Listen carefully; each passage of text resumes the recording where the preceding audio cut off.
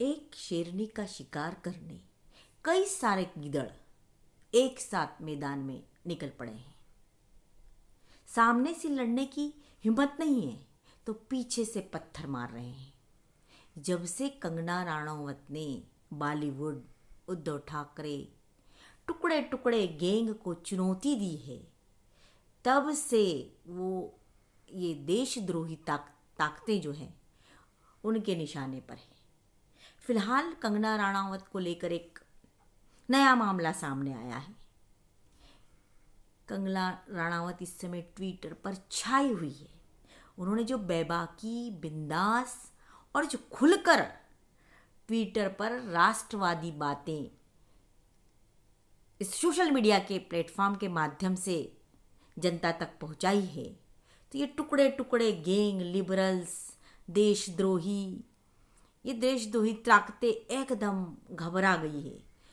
उन्हें समझ नहीं आ रहा है कि हम इस अकेली शेरनी जो दहाड़ रही है उससे कैसे निपटे। तो कंगना राणावत पर कई केस दर्ज कर दिए गए। उनके यहाँ तक कि उनके ट्विटर अकाउंट को बंद कराने के लिए अदालत का दरवाजा खटखटाया गया। क्यों?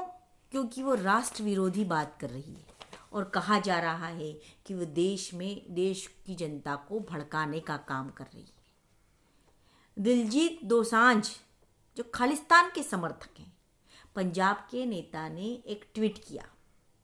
वो ट्वीट इतना खोखला है, इतना मर्यादा विहीन है।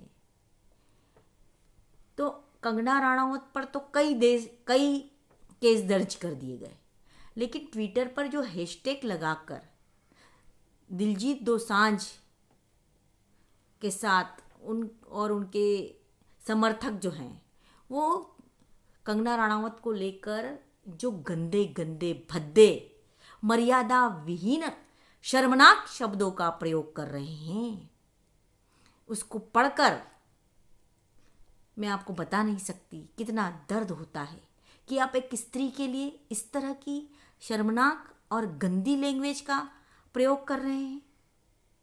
तो कंगना राणावत पर तो आपने बहुत सारे केस दर्ज कर दिए, लेकिन अभी तक ये अमर्यादित भाषा का जो प्रयोग किया जा रहा है, जो कंगना के विरोध में भद्दे कमेंट्स किए जा रहे हैं, उस पर तो अभी तक कोई एक्शन नहीं लिया गया।